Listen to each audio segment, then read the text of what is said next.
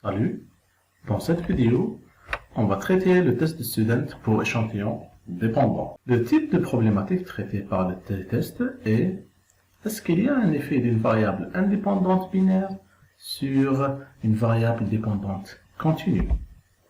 Prenons un exemple. Est-ce que la formation est efficace ou pas? Comme vous voyez ici, il est un peu difficile de déterminer la variable indépendante et la variable dépendante. Tout d'abord, on doit reformuler cette problématique comme suit. Est-ce qu'il y a une différence entre la performance des employés avant la formation et la performance des employés après la formation?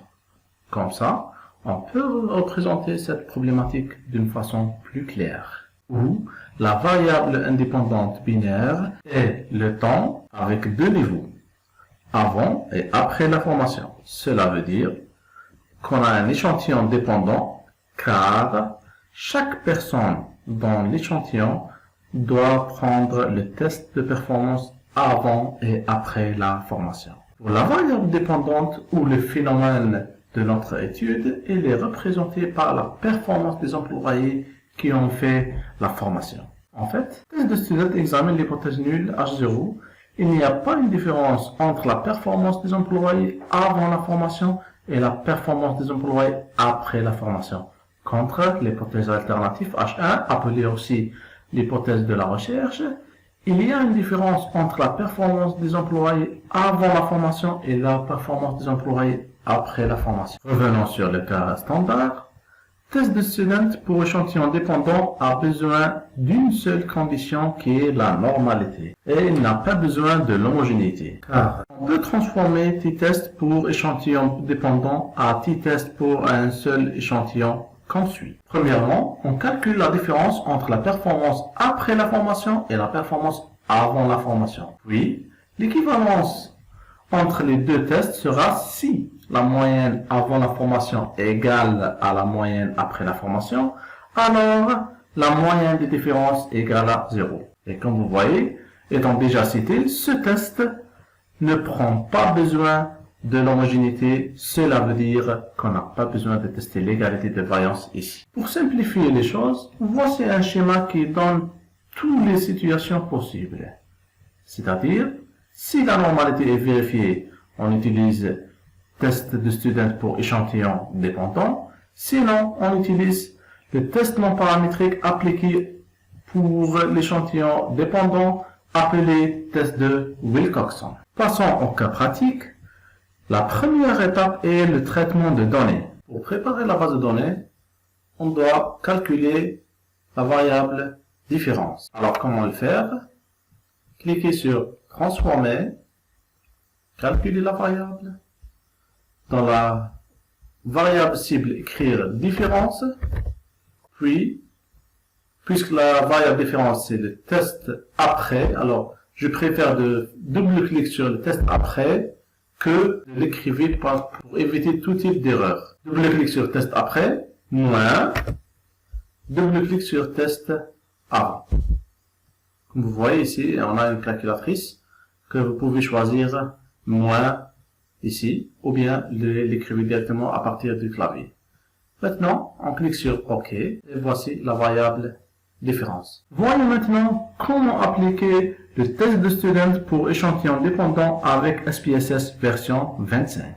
Cliquez sur Analyse, Comparer les moyennes, Tester pour échantillon appareillé. Je vous rappelle que échantillon dépendant, c'est la même chose que échantillon appareillé, ou bien échantillon lié. Alors, tous ces mots, liés, appareillé, dépendant, sont tous équivalents. On clique sur Test T pour échantillon appareillé. Donc, cliquez sur Test après et cliquez sur la flèche.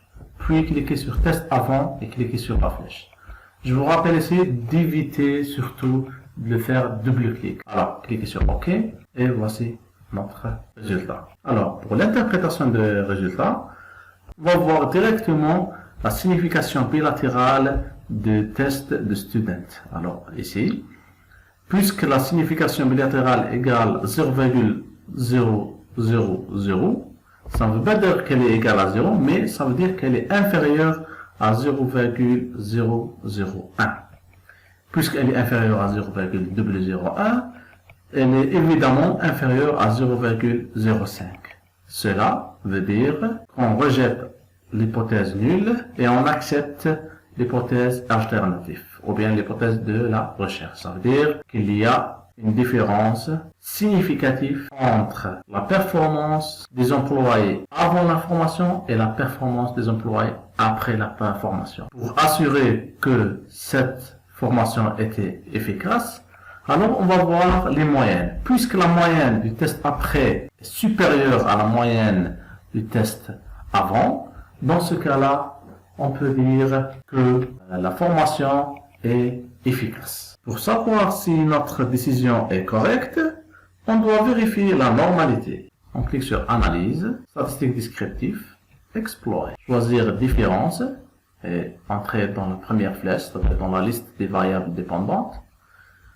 Dans l'affichage, cliquez sur Tracer, puis dans l'option ici à droite, cliquez sur le bouton Tracer. Alors, désélectionner TG-feuille, choisir aucun dans la boîte à moustache et puis sélectionner Tracé de répartition gaussienne avec test. Puis cliquez sur Poursuivre et OK. Pour l'interprétation de test de normalité, SPSS a deux tests. Alors, Kolmogorov-Smirnov et Shapiro-Wilk. Puisque le nombre d'observations égale 100, ça veut dire qu'il est supérieur à 25, alors on va choisir Kolmogorov-Smirnov. Ici, Kolmogorov-Smirnov, la signification elle est inférieure à 5%. Cela veut dire que la normalité n'est pas vérifiée. Ça veut dire quoi? On va entamer le test non paramétrique. Mais bien sûr, j'ai une remarque très importante à dire. Que dans le cas pratique, parfois, si on se retrouve dans un échantillon très grand, on peut dire que le nombre d'observations est supérieur à 30 pour chaque catégorie. Ici, puisqu'on a une seule catégorie, alors 100, elle est supérieure à 30. Ça veut dire qu'on a un échantillon très grand.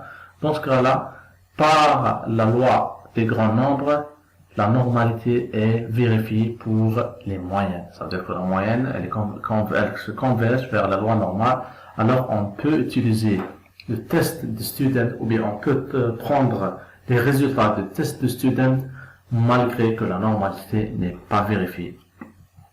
Alors ça, c'est très important dans le cas pratique. Maintenant, revenons sur notre cas. Si on suppose que notre échantillon est moyen ou bien petit, dans ce cas-là, on doit faire l'étape suivante. Enfin, la dernière étape consiste à appliquer le test non paramétrique pour échantillon dépendant avec SPSS version 25. Dans cette dernière étape, cliquez sur Analyse, test non paramétrique. Ici, on peut cliquer sur échantillon lié et SPSS va nous guider vers le test adéquat à partir de notre variable. Mais, puisqu'on sait ce qu'on veut, alors cliquez directement boîte de dialogue ancienne version, deux échantillons liés. Comme vous voyez ici, le test de Wilcoxon est automatiquement sélectionné. Et comme vous voyez aussi, SPSS donne exactement la même structure que le test de student pour échantillon lié pour faciliter les choses. Alors, cliquez sur test après et cliquez sur la flèche. Et puis, cliquez sur test avant et cliquez sur la flèche. Je vous rappelle d'éviter le double clic pour ne pas avoir des problèmes. Alors, cliquez sur OK.